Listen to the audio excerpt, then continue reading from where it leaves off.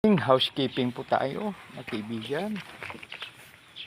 Ito po ay may mga pako, no? Kasi delikado mapako. Ayan, okay, housekeeping muna. Talagang sa carpentry, talagang ano ito, no? Ayan. Yung clearing operation, housekeeping. Ayan. Para maging maayos po, biro po yung mga pako.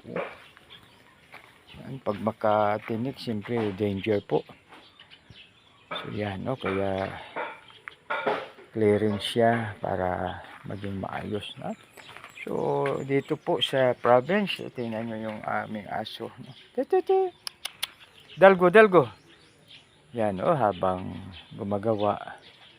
So nandyan ang mga alagang aso. Mayroon ding manok, no?